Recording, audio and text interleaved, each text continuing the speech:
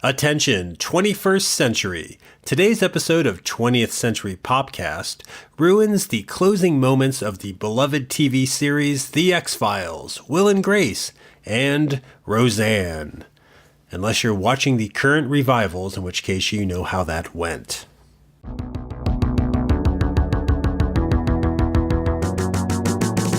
Hey everyone ever, and welcome to 20th Century Popcast, the show where we try to understand the present while living in the past. My name is Tim Blevins.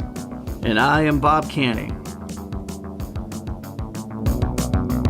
See what I did there is I tried something different. Usually I will say something. And I thought, normally you will. Let me try not to say anything right now, see what happens.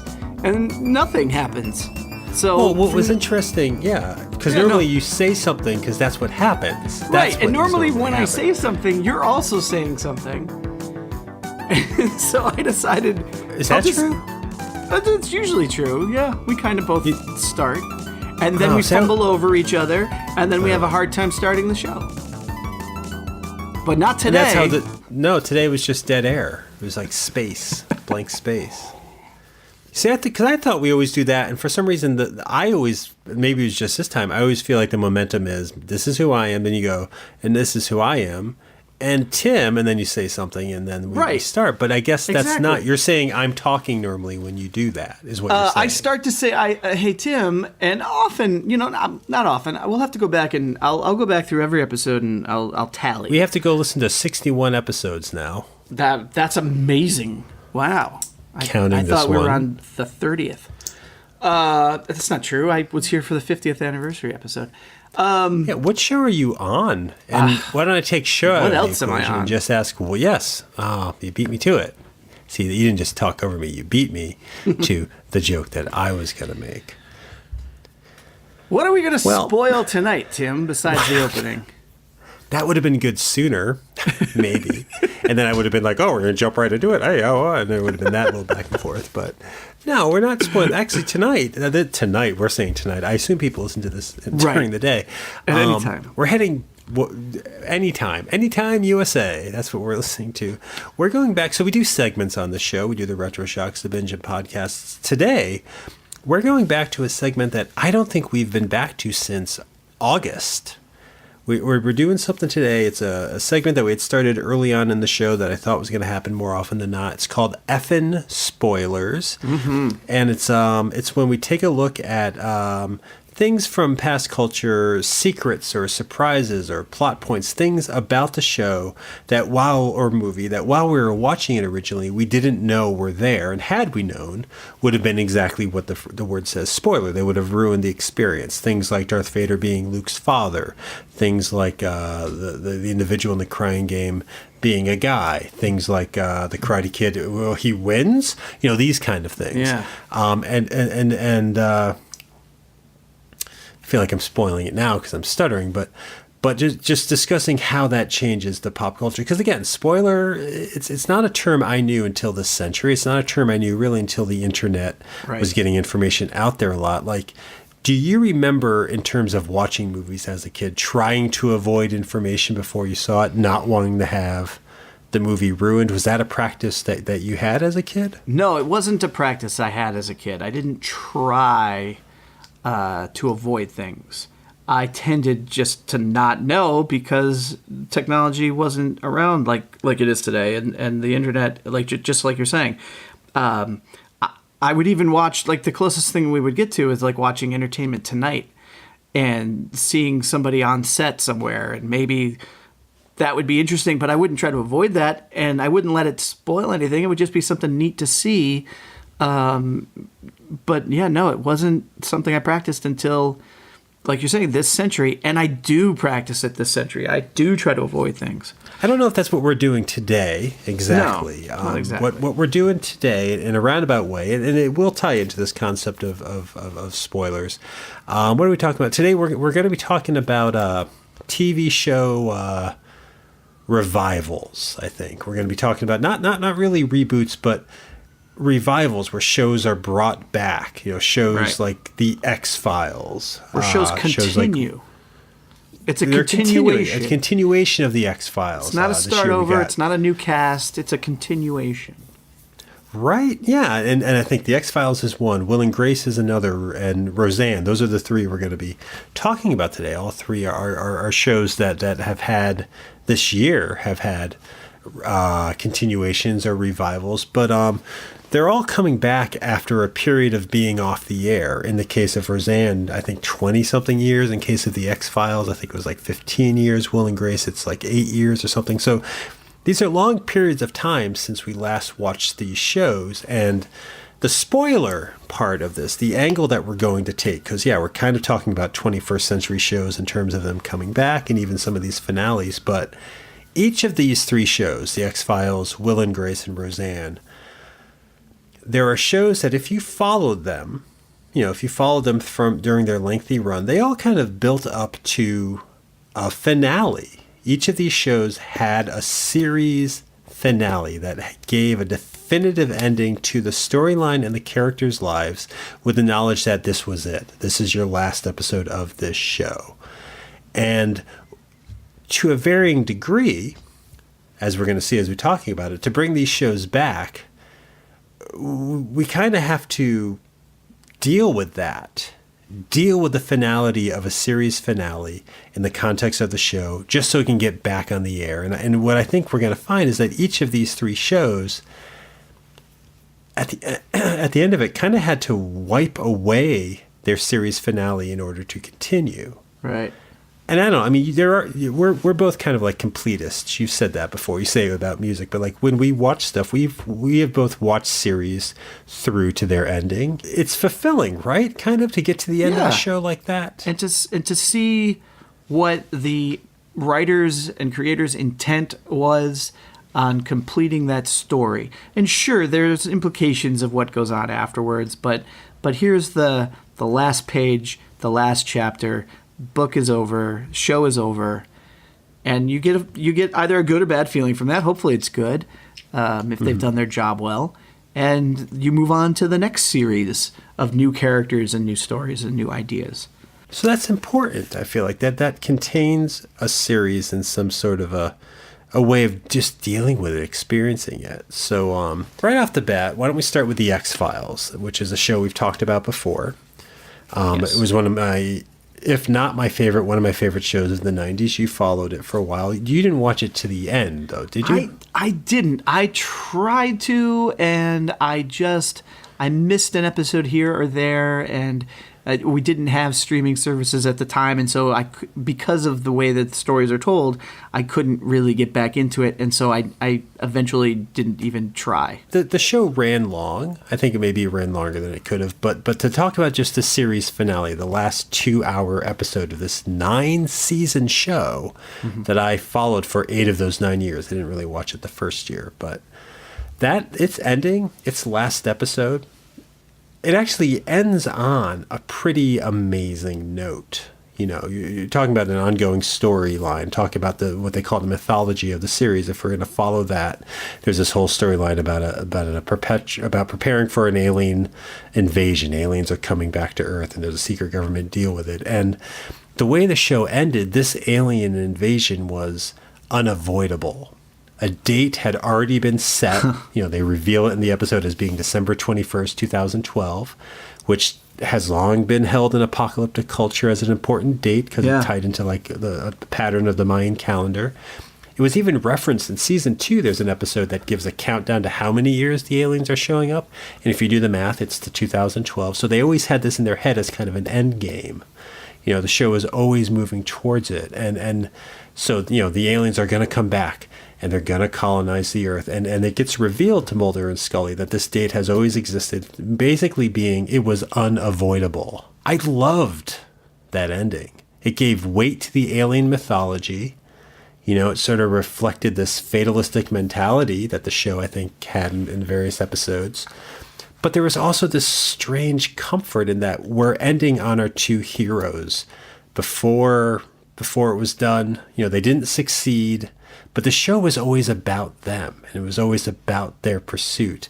And we're ending on them together, so that the last thing we see isn't the alien attack, isn't even if they tried to fight it. It's just that they, at least for this limited time, as we all have an existence, for the futility of trying to fight death, they have each other. And that was just a powerful way, I think, to end the show. I mean, it was 2 hours of exposition, basically explaining the show leading up to that, but I really liked that. That sounds awesome. It sounds like the kind of thing I kind of want to go back to. So that's great to hear. And that's how it ends, right? Nothing else happens after that, I hope. Well, it seems like that's how it should end, right? Because eventually what's going to happen, you're going to hit 2012, and then the aliens are supposed to arrive. So that was season 9. When it came time for them to do season 10, when they thought, we'll bring the X-Files back, this was 2016, January 2016. So the alien invasion has happened, and we get to watch what happens and what they're doing in light of that. You would think if you're going to follow this finale, that would happen. But for the show to exist, right off the bat, they have to wipe that off the slate. Mm-hmm. They have to somehow, and they do with a toss-away line that the date had come and gone, and the aliens deemed the Earth unsalvageable, and they moved along. It's always a toss-away type of thing, too, isn't it? It seems. Right. Just a real quick, let's get past this, and here's the story I wrote that involves these characters and nothing else that has to do with anything that came before them. Well, it has to be a toss-off, otherwise you'd be dealing with the storyline still. You'd have to, and I feel like you could have done something. I don't know what it would have been. That's what I think. With all these revivals, and I'll be honest, I haven't seen any of them, so you're going to have to fill me in, but I would hope that they would at least continue the actual story. So I am disheartened, not surprised, but disheartened to hear that the X-Files revivals just wrote off that it didn't really happen, and here's why, and now we're going to investigate a swamp monster. That's unfortunate, and I think exactly the point we're trying to make here to discuss is why do that to a show? Well, and in the case of this, they did it because how else are you going to do the show? How else do you bring back Mulder and Scully? And I think part of the problem with this revival, part of the reasons that I think, even if you find a way to cleverly wipe away the finale, if you're going to return to any form of the show, to any type of the mythology episodes, the underlying alien themes, it's going to be anticlimactic, so it might as well be a reboot, you know? You might as well redo the show with either with new characters, like they were trying to do with Doggett, the Robert Patrick and Annabeth Gish characters, or just restart the show, because here's the thing, X-Files, as much as I love it, doesn't work as it was anymore. You know, the alien storyline, it was the paranoia of the 90s. It was a Clinton-era paranoia. Yeah. Paranoia in the Trump times, you can't be matched for that in your little sci-fi procedural. And they tried to look at stuff about making humans more the villains and blah, blah, blah. But I think if you're going to do that, then you need to retool the show from the bottom up, because, I mean, you look at something like Star Trek. You know, Star Trek had its original run. And when they brought it back, they brought back Star Trek The Next Generation. And basically, Star Trek The Next Generation, it's the same concept, recognizable ship, recognizable opening and theme, but you're getting a new generation of characters, you know, a wider WIDER cast of characters. So you have different stories, different encounters, and they jump ahead in time. Right. So it's reflecting a different period that can mimic the period you're in. The problem with the X-Files was it was always about two people. You know, it was always about Mulder and Scully, separate and together. And as time has passed, it doesn't make sense to go back to them, you know?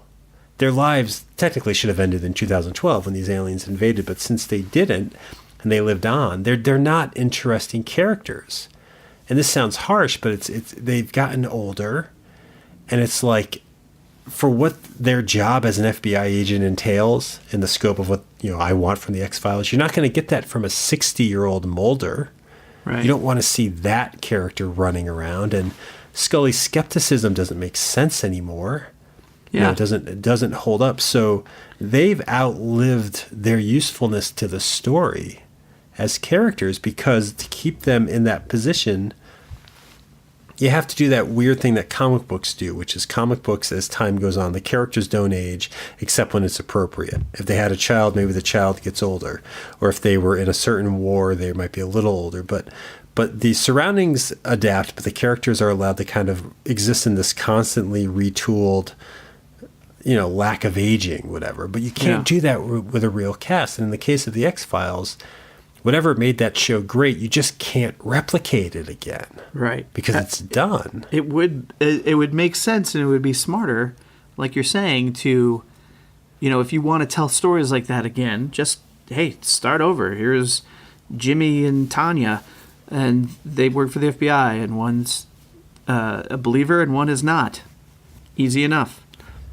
Now, would you watch that? Do you think you would watch that if they did that? Here's the new The X-Files? I'm pretty sure I wouldn't, but somebody else might. Somebody else might get out of it what we got out of the original X-Files. There are shows that MacGyver is a huge example for me. I absolutely loved watching MacGyver as a kid, and I have no interest in the reboot. But it's into its second or third season, so people enjoy it. So and that's a reboot, right? That doesn't have any connections to the original one, does it? None that I'm aware of. I don't watch it, but yeah, it's a new character. It's not a prequel or anything like that, although I think maybe it starts out with him younger. It's not a prequel that leads up to the events that occurred in the 80s and 90s. It's just, here's MacGyver, we're going to start a little younger with him, but it's basically a new thing. Now, why do you think they brought that back? What was the impetus to be like, oh, what we need again is a MacGyver? And why wasn't there any thought of bringing Richard Dean Anderson back? Well, I think they were smarter than what happened with the X-Files, in that it was a popular enough show that people would watch it. People might be reminiscent for it. I certainly was when I heard, bless you. Thank you. When I heard that they were rebooting MacGyver, I did get excited. I thought, oh, that'd be cool. But then really? You weren't annoyed or cautious about it? No. I mean, I was a little cautious, but more so I was excited. That's a show that's about one person. If the X-Files had two people, that's a show about the person whose name is in the title. Right. But I like the idea of MacGyver. I like the idea of having this character. I liked MacGyver, the character. He was genial and smart and funny and oh so attractive. And so, despite his jacket, he had a horrible jacket. I liked his jacket. It wasn't so bad. He had a Bruce Willis in Pulp Fiction jacket. I liked his Jeep. Didn't like his truck so much, but I liked his Jeep. Anyway, I don't remember him wearing a Jeep. I liked the show, and so when they were going to reboot it, I had some interest in it. I followed it a little bit. Then I saw some of the casting that happened, and I was like, oh, I don't really like that actor. One of the guys from the CSIs and another guy from, I think he was an X-Man, that is actually Havoc playing MacGyver. So I wasn't in love with some of those choices, and then I think I watched a little bit of it and didn't like the tone of it. For me, it was the tone. It wasn't the same tone of the MacGyver I liked. It was more modern, which of course it probably would be. It's a little bit more aggressive. It wasn't as lackadaisical. I love MacGyver is just so laid back. He always just ends up in some issue and it's like, oh, well, let me just get this paperclip and this fried egg and we'll get out of it. Whereas this is much more intense because that's what shows are these days. So yeah, I wasn't really all that interested in it. But it was the smarter... But did it feel like sacrilege? Did it feel like, how dare they? Was there ever a moment of that for you? No, not really. I think MacGyver is this pop culture icon. MacGruber has made fun of it. It's bigger than some sort of small thing that I've held on to that I was a fan of. So for me, this was everyone's pop culture, and so it was fine that, of course, they'd want to repackage it and resell it. But to get back to the X-Files, comparing it to the X-Files, they didn't bring Richard Dean Anderson back and have him be an older MacGyver because you're right, it wouldn't make sense. he wouldn't be able to wheel his chair around and fix things as quickly as possible. And the story, I mean, MacGyver was never about some overarching mythology, so it was easier to just throw somebody new into it. So it made sense. The X-Files, I think you could have rebooted it. Again, it is a different paranoia, like you're saying, so maybe it wouldn't have worked. Maybe it wouldn't be the X-Files. Maybe it would be something else. I think they have X-Files type shows that maybe are more about espionage these days instead of aliens. So those themes are still there, and those characters, those couples are still kind of there. And yeah, so to bring the X-Files back as a continuation, but and that's the thing too, it's not even really a continuation. It's let's clear the slate, start over, but it's the same characters.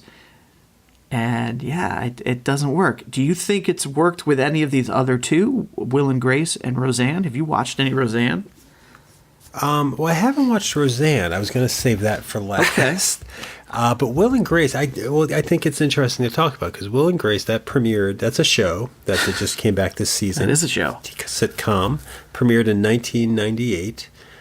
Did you watch this when it was on? Were you a fan of Will and Grace when it aired? I did. I liked Will and Grace the way that I like just sitting back and watching something when nothing else is on. It wasn't a show that I had to see. It wasn't a show that I followed. If Harry Connick Jr. was going to be on it, I'd watch those episodes. But, I was on a lot of them. Yeah, yeah, but I wouldn't. I wasn't a follower of Will and Grace. Have you ever seen the 2006 finale of the show, the last episode I don't know of if the original I have. run of it? I may have.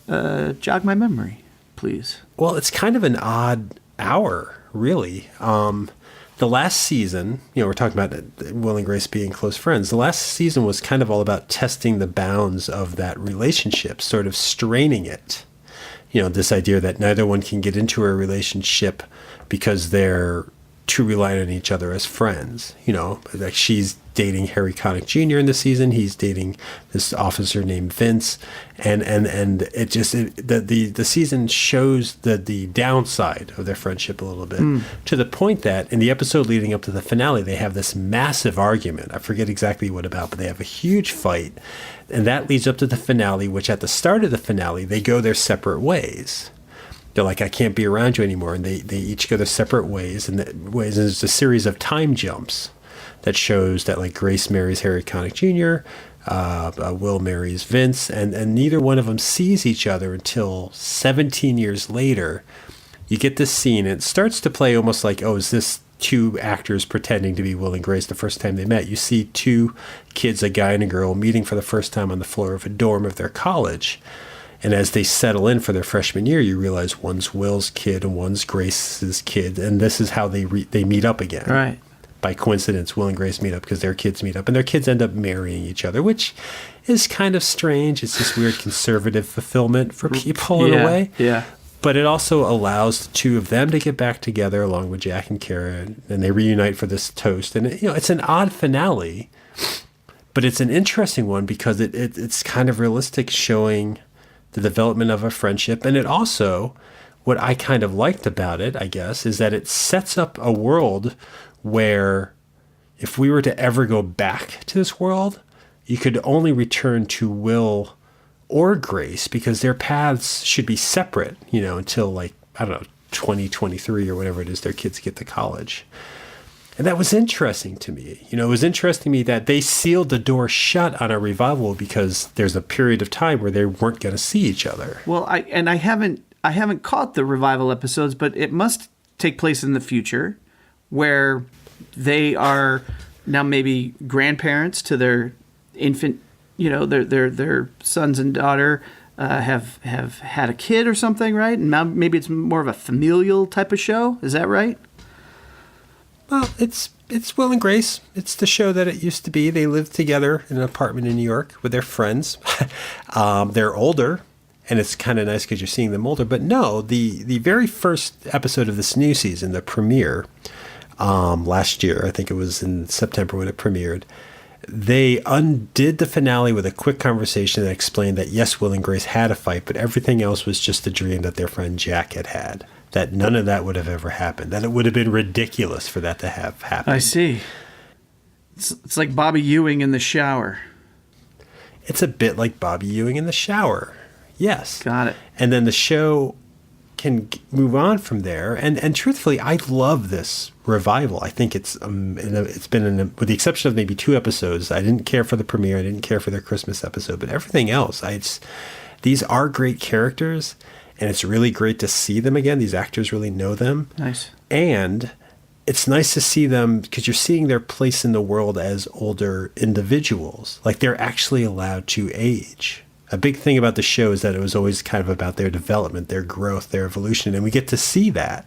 We get to see what it's like for them to be in their 50s. We get to see what it's like for them to, all the things that have happened technology-wise and socially in the interim between the shows. That's great. Yeah. You know? But at the same time, it's 12 years later or whatever since the finale, and they live in the same apartment still? I mean, does that happen? That's the weird place where it's almost, again, like that weird suspended animation in comic books where it's like, well, I guess it could. I lived in the same apartment for 10 years. Yeah? That's close. Okay. And I think you said it was an 8-year gap between the finale and this one, so you're right. That could happen. Although they were in the apartment for years before that. But at the same time, they're growing. And a big aspect of the finale was just on recently for this new season, and it kind of deals with this idea. Are you majorly let down that interesting original finale is no longer canon, so to speak? Well, I would be if the show was crap. Like, we wouldn't have the show if that finale wasn't. That makes sense. So I'm happy to have the show again. What's weird, and I don't know if I'm saddened by it, but it does hit me a little bit, it's the fact that that finale, that original finale that, in a way, the series was working towards, this finale that I did watch when it aired. I remember the very next day it was available for sale on Target, and I bought the DVD and watched it. Wow. And I was invested in it. Like, this, it's weird. There are audible gasps from the studio audience during certain reveals of this finale. I remember that. Like, people are like, ooh, like you're getting this real interaction of this is an interesting story. Yeah. And that's no longer canon. Yeah. That and I just, again, I was saying at the beginning, we're both kind of like completists. We like getting these full series. So I'm just like, right. In the bigger span of the story, then what is that episode? What was that experience? Where is the importance now of this involved, developed storyline that it really felt like they were building up to cut it out of the run of the show? Because that's the thing. Everything else, if you do cut that finale out, if you allow the episode that led up to it to have been their argument, then you skip ahead. It is 12 years because 2006 was when it aired. Skip ahead 12 years and find them again and they're friends. There's continuity there without that finale. You figure they made up in the interim, things have happened, but it makes sense because they've grown as characters, and I like that. But there's still this lingering sense of, what was it? I want these things to have weight. I want my experience with a show to have importance. And if this show originally had an ending, how do I deal with the fact that they're back, that this little episode, does it just get pulled now from the rotation? Do you not watch it? It's not like an Elseworlds thing. Yeah. It's more like, I don't know. It's just, I don't know. Does that make sense to you? Or does it sound ridiculous? No, it does. I mean, I think it's interesting that it matters a little less because the quality of the return is decent enough. Whereas, like the X-Files, you're not satisfied with the way that new episodes have gone, and so that makes it even worse that they've destroyed what that finale was. No, but that totally makes sense because you invest in that. You put time and energy and effort into that, and then you get to that part, and then that means something to you, and you have a reaction to it. You're emotionally invested. You have that big sigh, and it's over, and you either are happy or sad, and that's invalidated when it all comes back. And it's like, no, you shouldn't have had those feelings because this didn't actually happen. And so it does kind of play on you a little bit. But look how tightly how tightly am I clinging to this fictional piece of work that I'm allowing the fictional work to tell me this one piece of the fiction never happened? But that's what we expect fiction. We want it in that moment. We want that fiction to be real and true to us. And it's okay if it pulls the wool over our eyes for a purpose or changes the outcome for an interesting story or an interesting reveal. But if it simply does it because it's like, well, we're going to do it again. We're going to start over, so let's ignore that part. Then it's like you've lost me a bit. And that's part of why I haven't really returned to these shows, because it's like you told your story. You finished your story. I'm not interested in what you have left to say. And for good or for bad, it sounds like I'm missing out with Will and Grace. It sounds like that's doing it right. I mean, I'm enjoying it, but I think what you're saying is interesting because I don't know how to deal with this. Because let me ask you, you saw The Force Awakens, right? I did. You saw The Last Jedi, I did. Correct? Why did you go see those when Return of the Jedi wraps up the Skywalker saga? George Lucas himself has said the saga wrapped up. Well, he says with Revenge of the Sith, but Return of the Jedi ties up that story pretty neatly. Sure. To the point that the books that follow are sad because it's kind of like, nope, all this horrible stuff happened afterwards.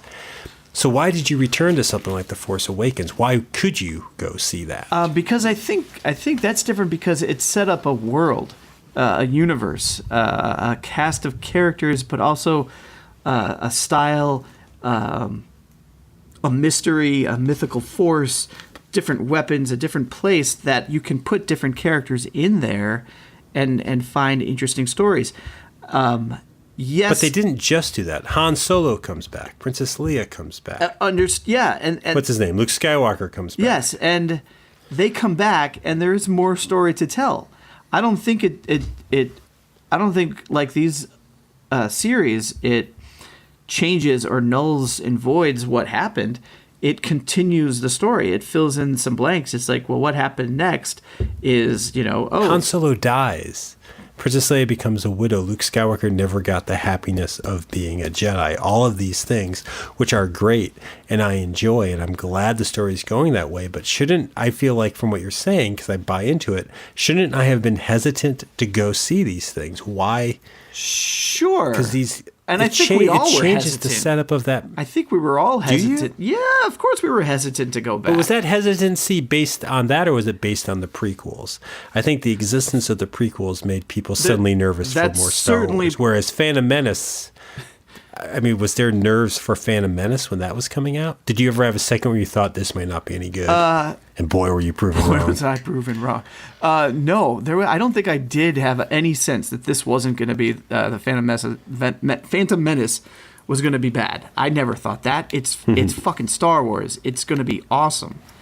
And it also takes place before the stories we knew. So I get that. I thought it would be cool. And there are aspects of it I will enjoy, but yeah. That crawl, man, that was an amazing crawl. Those letters, they were going away from me, but I thought they were in front. That was until I awesome. started reading it. But anyway, going to the sequels, my hesitancy was just I wasn't sure what story they were going to tell and how they were going to tell it. But I still was excited to see what happened next. So yeah, maybe we had this moment at the end of Jedi where things were wrapped up and things looked like they were going in the right direction. But to find out that they weren't didn't take away from that. It's just like, here's the next story. So yeah, maybe they did put the wool over. They're not rewriting anything. Yeah, they're not changing that happened. It's just, here's what continued next. Whereas these shows are like, no, that didn't happen. Here's what's happening instead. It would be one thing if these finales were weak. If you were to say, like, I don't like how that show ended, let's give it the proper send-off. Because I feel like that happens in movies. I think Terminator constantly tries to do that. But these are good finales. I saw both of these finales and loved them. Yes, the X-Files finale could have been better, but for what it was, it did something, and it did it right, and it made sense in the context of the show. Same with the Will and Grace one. So, yeah, I see what you're saying. It's different from Star Wars because they're telling you that doesn't exist, but I don't get why that's so hard for me to grasp. Comic books rewrite and reboot all the time. Maybe that's the wrong word. I'm trying to steer clear of reboot, but comic books constantly have to alter their history to maintain something because they keep going in the span of time. Partly because the characters aren't aging. This might be harder for television because it's sort of a new concept for television, I think. I think we're just used to television being a set series, and then it's over, and we don't see. Did you not watch the 1990s, the Brady's? I did watch the 1990s, the Brady's, and actually I was going to go back to a couple of those things. So you've got the Brady's. You also returned to Gilligan's Island. I think the Waltons come back. Never watched them. You got the Munsters today. Today. Yeah, the Munsters Today. And they even tell you in the theme song, we're the Munsters Today. They even tell you that. But some of these are more spin-offs. I guess they're more spin-offs than continuations. But they're continuations. They're continuations that I think, and I don't know for sure, if the Brady Bunch had this really conclusive finale where everybody dies. But yeah, I don't think that those series had the type of finale that changed when they came back. I think they could come back and just say, oh, let's see where they are now. Whereas what we're talking about are finales that had a distinctive, this is how it ends, this is what happens, this is a huge event, they don't talk to each other for 10, 15 years, the aliens are going to destroy the world, and then they say, oh, no, that didn't happen. I think those other shows didn't have that. And I think so I say it's not something that happens a lot in TV, but clearly it has happened before. So yeah, I guess our problem is TV. I think it's because TV, if you think about what we just referenced, TV is sort of better than that now. And so they have, and we're older, and so the finales are more meaningful, and we're more connected, and I think when they change that on us, it does make it more difficult to move on. Did you see the Roseanne finale, the original Roseanne finale? Well, that's, yeah, I've since seen it. That's the one I'm going to, because you've clarified a couple things for me that going into this now, I'm like, okay. Both Will and Grace and the X-Files, as you just said, to come back, they had to somehow rework something. And in the case of Will and Grace, it was to actually say this thing you actually saw doesn't exist, because that finale gave you the full story. Mm-hmm. So that's kind of weird to me. The X-Files, we didn't actually see the alien invasion, but it was set up with a certain mood, and then they backtrack on that. So both of those examples, they come back, they have to finagle and kind of derail the impact of the life, because they both had lives that went separately that wouldn't allow for the show. Roseanne, and truthfully, Roseanne, this is actually the one that spawned the idea for this episode. I want to thank a listener of ours. Her name is Gretchen. She's a singer in Boston. I'll have to link her in the show notes, confirming her last name. But we know her. We actually went to college with her. She suggested we take a look at the recent Roseanne revival in a tweet. Thanks, Gretchen. Well, yeah, I would say thank you too, because as an offer, she almost immediately rescinded it once the more disgusting public display of Roseanne as a person hit the mediascape. But here's the thing: it's worth looking at Roseanne in the context of a show coming back, because truthfully, as a show that could come back, this is one that could keep going, because it was nothing but about a family. Right. And families continue, often in the same house. They didn't do a time jump. They didn't give you the sense of what was coming. So it makes sense that you could come back to this and see where they're at. Check in. Like TV specials do this all the time, with like a special Christmas 2-hour version of Welcome Back, Kotter or whatever, and you see where they are. But what I thought was odd about this, or what is odd, is that you're asking me if I ever saw it. The final season of Roseanne, and no, was this a show you watched? Did you watch Roseanne growing up? I did. I watched Roseanne like first 4, 5, maybe 6 seasons pretty regularly, up through when she owned a diner, and Tracy Lords was one of the waitresses. That much I remember. Beyond that, it's all hearsay to me. I've heard things that have happened in the last season. Yeah, I didn't actually watch the last season either. I know the season that preceded it, Dan had a heart attack and he was in the hospital. I think, from what I understand, the final season is almost like this alternate world. I don't know. The Connors win the lottery. They're rich. I think there's an action episode aboard a speeding train. And in a way, that last season just sounded like an exaggerated and fantastic sort of like pseudo soap opera, which shows do. I think a lot of shows, when they run out of steam, it's like, well, I guess we got to move to a houseboat. Oh, I guess we're going to go from working at the college to opening a store or whatever, But whatever it is, shows do this. And I think the last season of Roseanne was kind of doing this. And from what I've read, and again, I've only watched the very end of it on YouTube, but all of that last season, the final season of Roseanne, in the finale is revealed to be a fictionalized version of events that Roseanne Connor was writing, something like in a book or a journal. And that what actually happened was at the end of the previous season, when Dan had his heart attack, instead of the actor leaving the show and it being explained he's somewhere else, he died. He suffered a massive heart attack and died. And the character of Roseanne Connor turned to working on this fiction to cope. And this fiction eventually becomes a book. And the closing moments of the finale are kind of this, almost like a monologue she's writing about struggling and surviving as family. And it's some powerful comments. And, to close off a sitcom, one that I didn't follow, but one that I know, left a mark on society. That's a fitting way to end a show that sought to represent a real working class. Tragedy sets in and you keep going and there's some closure to the story, So, that makes sense. And you could follow that up. All in the Family did it. I don't think years and years passed, but Edith, Archie Bunker's wife, Edith dies and the show kept going with him as a widower. So that's how it ended. So obviously, in true revival fashion, when ABC brings Roseanne back, they've got to undo that last episode.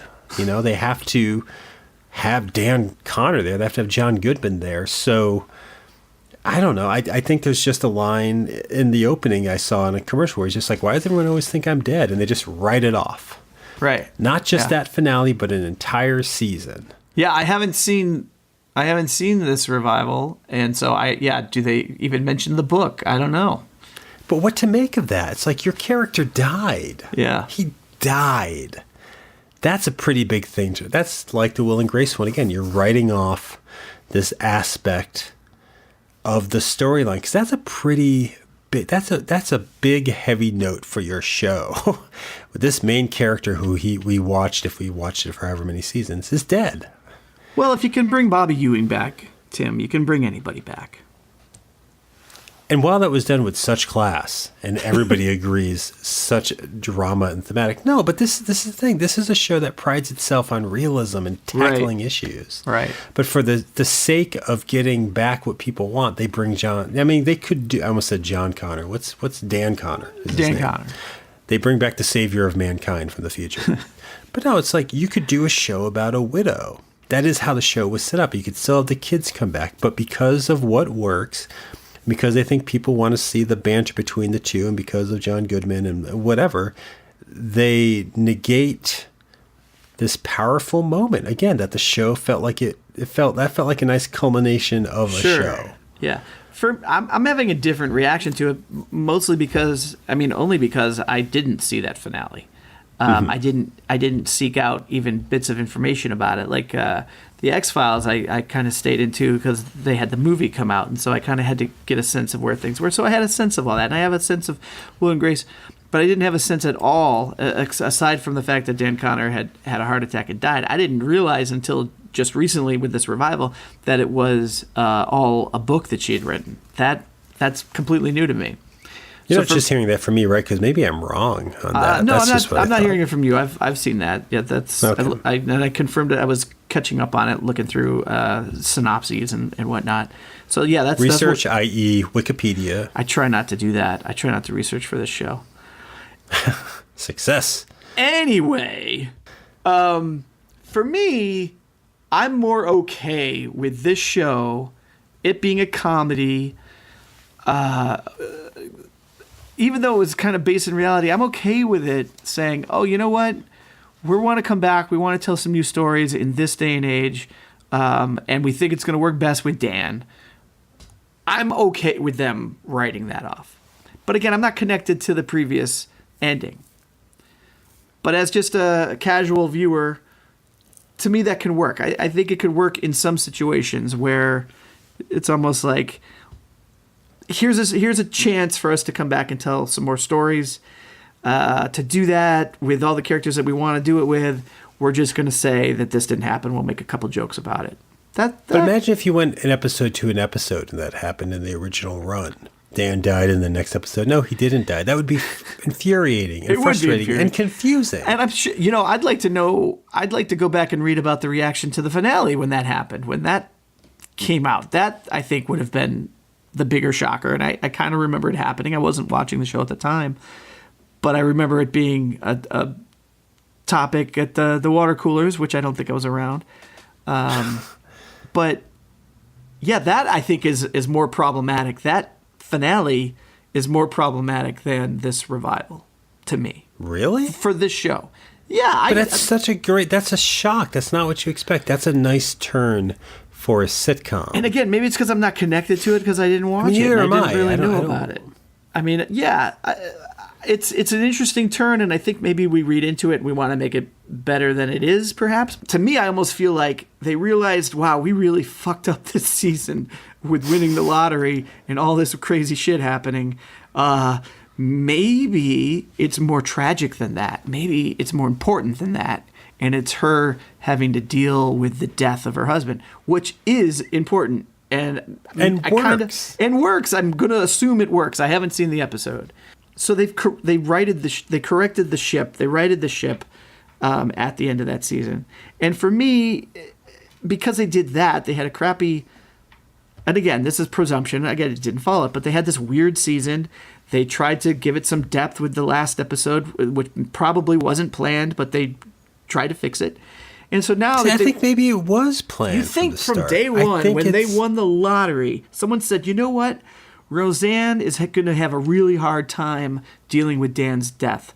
So let's have her pretend she won the lottery. She'll be writing a story about it. We won't tell anybody, but the whole season will be in her head. And then at the end of the season, we'll reveal that. Do you honestly? Yeah, it catches you off guard. Do you honestly think that was their plan? I don't know. I've always thought it was. I always thought it was like, it's clever. Let's see what happens when you take this middle-class, hardworking, struggling family and suddenly give them millions of dollars. I mean, that I think is a great idea. I don't know if they did a good job with that, but I also think unrealistic, though. How often does that happen? I mean, that's the thing. Who's going to relate to that? At least once a year. Somebody, I don't know any of these people, but somebody wins $100 million in the lottery. I mean, that's the thing. You don't know these people, so it's hard to relate. You can relate to the tragedy part.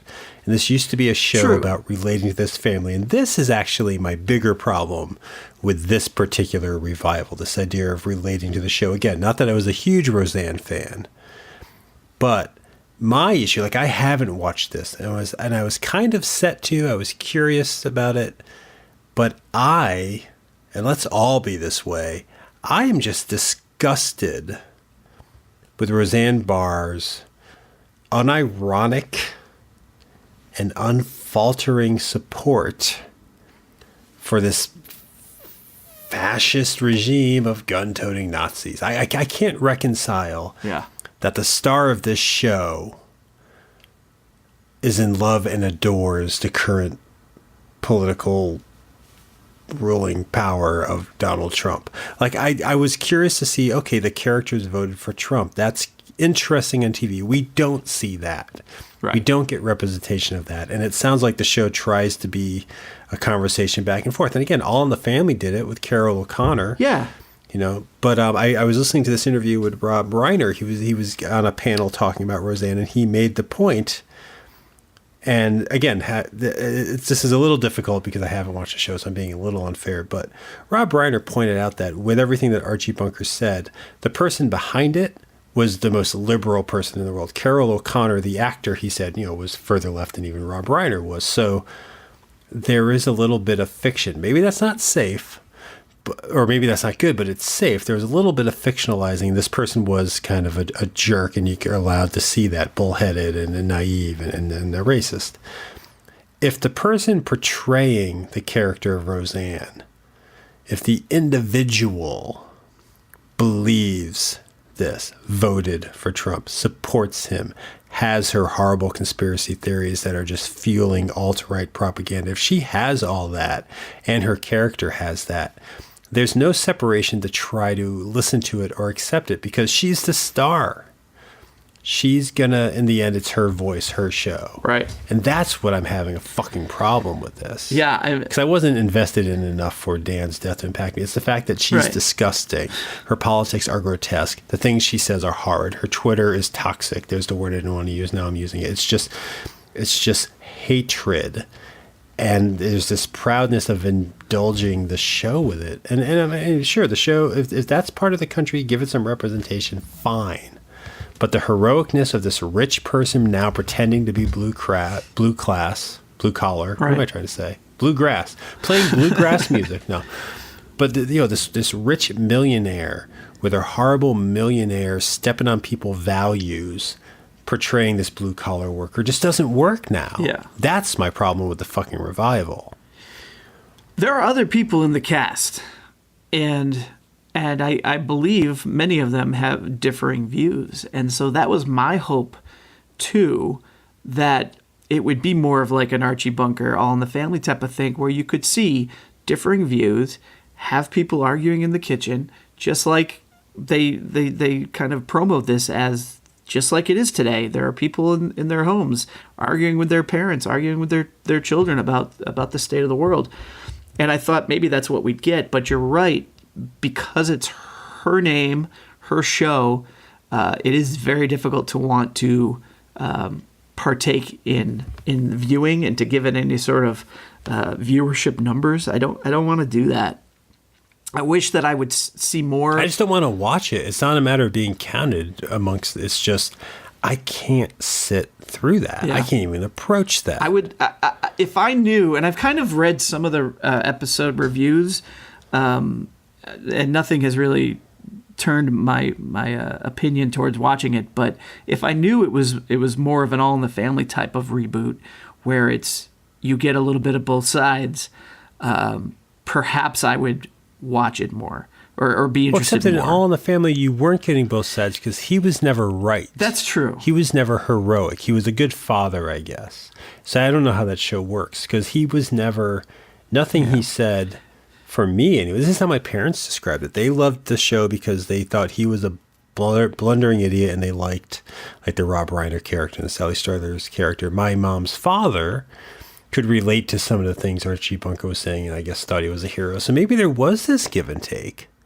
In which case, if Carol O'Connor, the actor portraying this character, had been this conservative, bigoted Republican, maybe that wouldn't have worked. Like, that's odd. That is a weird crossover that should never be there. The performer should never be infecting your view of the character because that's a broken illusion. But in this case, that's why I'm not going to this. Yeah, I get why they brought Dan back. It's the same argument as Will and Grace and the X-Files. It's to further the show. It's just I don't care to visit the show because of the individuals. That's what's ruining this revival for me. Because when the show was, I mean, granted, I don't think anyone who has a sitcom named after them is lower class. To get to that point, you're making some money. But when she started Roseanne, she was still, it was a struggle because there weren't many shows with female showrunners, female power running it. Designing Women had Linda Bloodworth, I think is her name. Murphy Brown, it was an amazingly female empowered show, but that it was limited. So she was working against things to present this character who was working against things. So it made sense. Yeah. To come back a rich person years later who is nuts and hateful, yeah, it doesn't connect, it doesn't click, right. It doesn't work now. Yeah. And of these three, it's unfair for me to say this is the failed revival because, again, I haven't watched it. I'm scared of it. I'm scared for what it does. So I guess that's bad research, listeners. Sorry. But each of these does beg the question of why. Why revivals?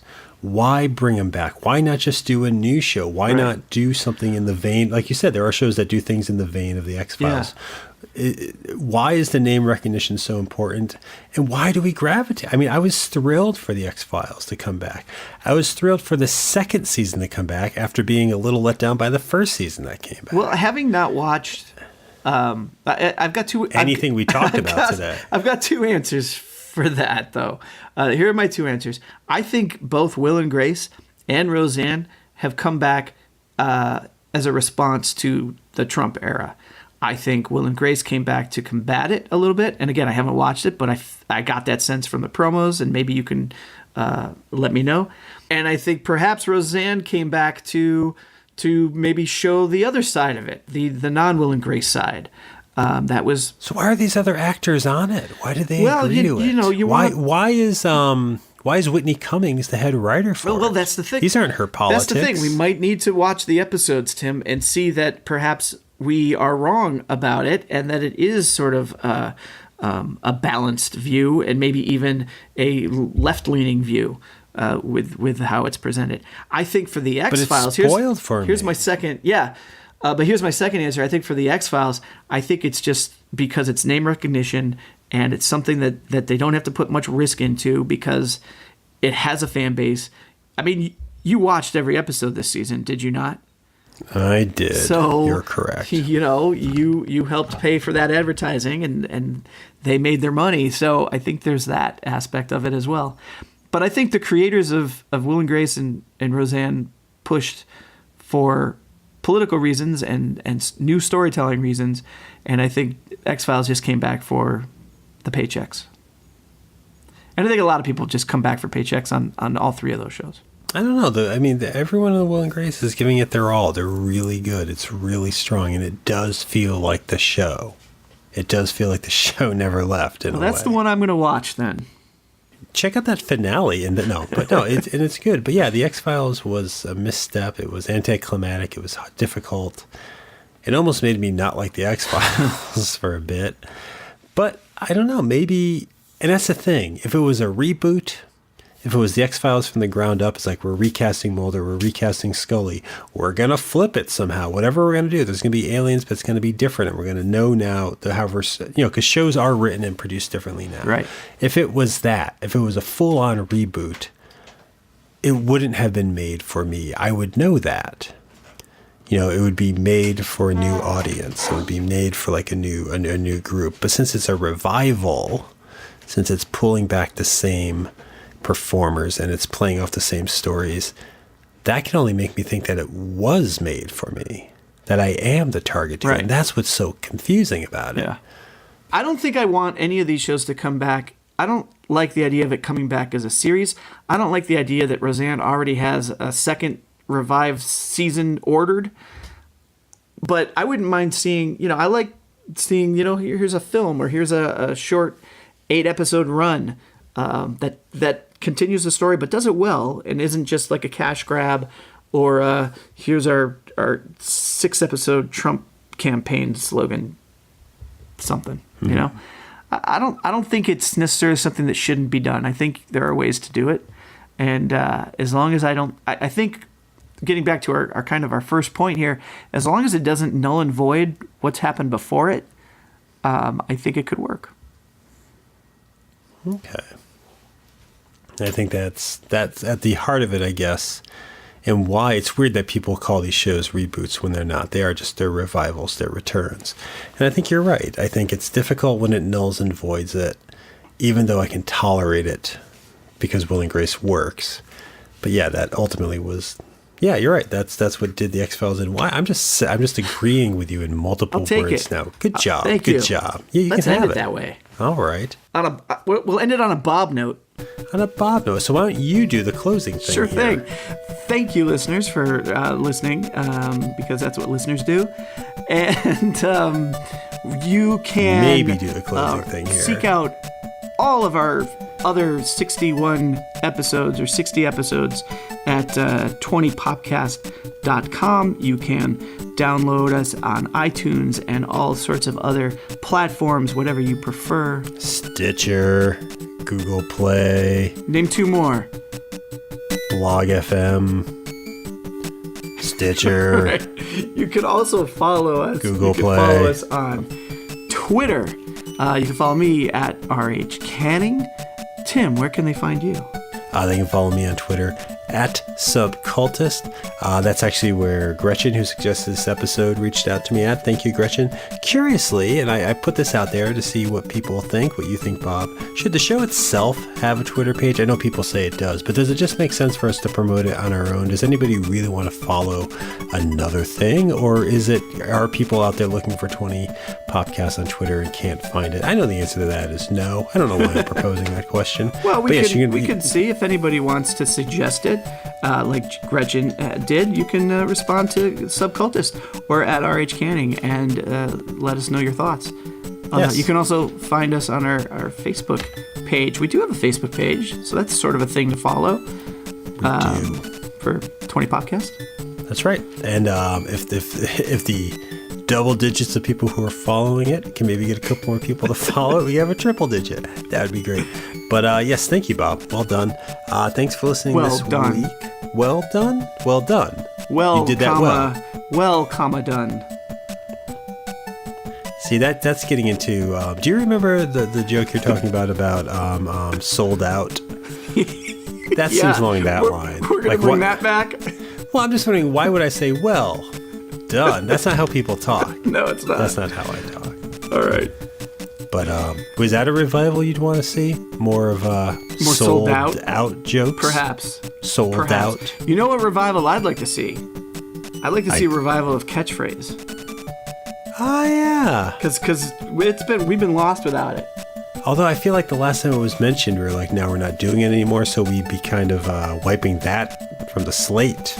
Well, maybe that's what we're supposed to do today. What about like a new generation of catchphrase? Like it's a catchphrase, but it's different. It's like now it's like one of them has bumps on his head, and one has a visor, and then Whoopi Goldberg is an alien.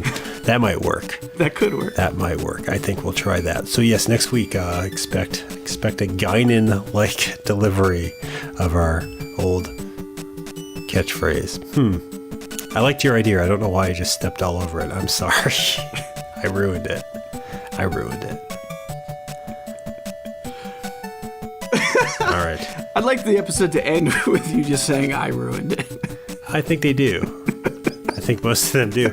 If I don't say it, I feel like it's implied.